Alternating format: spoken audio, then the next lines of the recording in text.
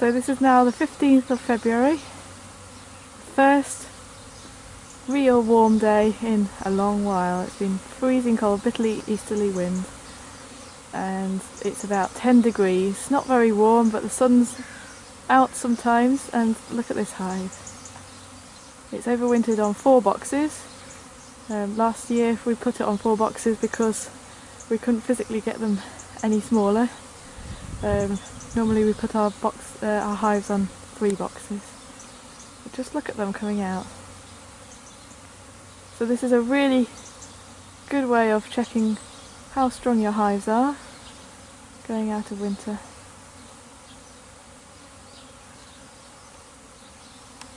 Just the vitality in these bees. There's hardly been any dead bees come out of this hive. They've dragged a few out in the last few minutes, but nothing massive. We go to this other hive here. This hive was pretty massive as well and was very active in November, as we showed on the video. And you can see there are bees flying. We know that they're alive, but we know that this colony is probably a lot smaller. They did have quite a lot of dead that we had to actually scrape out. You can see on the floor. Scraped it out about a month ago. They'd actually blocked the entrance up, so we helped them out by taking all the dead bees out.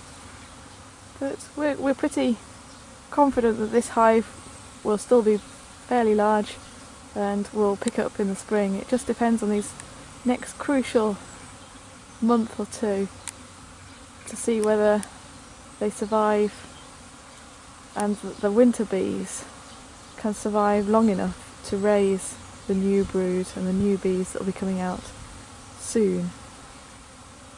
There's very little foraging. There's just the mahonia in the front garden, and the snowdrops are just about to come out. So it was, as I said, it was about 0 degrees yesterday, so everything's just taking its time to recover. The pussy willow has just broken bud, so that will be a couple of weeks until it's properly in the pollen and throwing out the pollen. And the crocus will take a few days as well. So we're going to go up to the farm and check out those hives. It'll be very interesting to see the activity, if there is any activity. They should be, if they are strong enough. We should be able to see some activity and see if there's any hives that have not made it through the winter. This will be rather obvious today. So very exciting. So here we are at the farm, and we can see that the one nearest to us now is alive. That's great to see. So there's some good activity there.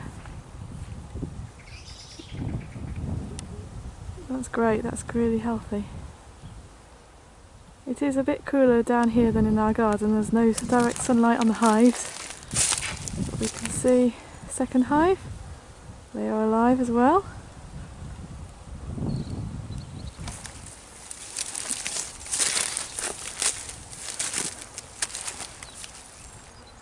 Hey, this one's alive, definitely very much alive.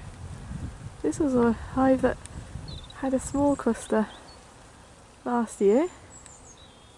It didn't do as well as the previous one, but this usually happens when the smaller hives surprise you in the next year. We go to this hive. This is the hive that swarmed with a big swarm on the tree. There's a few dead outside. That's usually a good sign that they're actually cleaning the hive out. There's activity there. That's great, fantastic.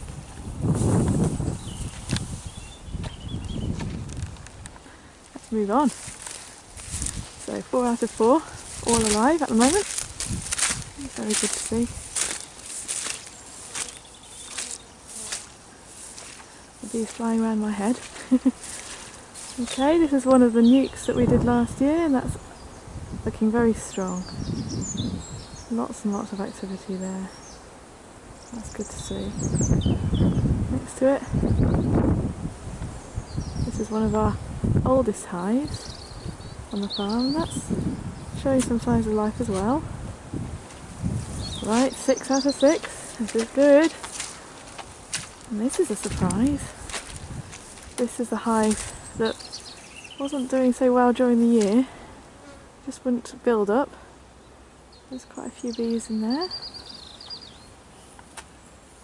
And this one as well.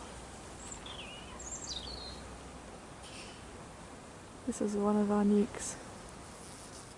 That's doing well. So there we go, we've got 8 out of 8. This is the hive that we shook out. So they had the virus.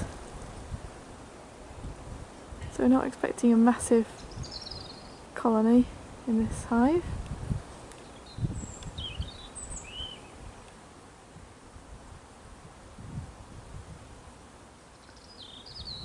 So it's a bit cool. There are some bees flying around. There we go. We know they're alive. So even if there's 1 or 2 that come out, we know that they're still alive. So this is a colony that we probably will be looking into at the first opportunity, possibly next Saturday, because it's going to be about 13 degrees, 14 degrees, and just check their stores and make sure that they've got everything that they need, possibly a pollen patty if it's not too early. And this one again, this one's showing signs of life. Just a bit quiet, but definitely they're flying out. You can see there's a few dead bees in the entrance lying on their side, so they haven't been yet chucked out of the hive by the foragers or the ground bees. So 2 quiet hives. We've got a messy hive. Have to clean the landing board. As soon as we start inspecting, we'll take the landing board off and give it a good scrub. This was a very strong hive last year. This is actually the hive that we requeened because it was aggressive. So that's really good actually. We're getting closer and closer to this tree on the left hand side, and it's always, these hives are always less busy because of the shade. It is quite a chilly wind actually, just come up. This was amazing. Absolutely amazing. This hive gives quite a lot of honey. Again, changed a queen last year because they got too big, and the new queen absolutely thriving. That's a really good sight to see. And next one, this one's a very, very good hive. This was actually from the artificial swarm we showed you at the end of the last year. And unfortunately the other half of the hive that we did the artificial swarm from is this poor hive.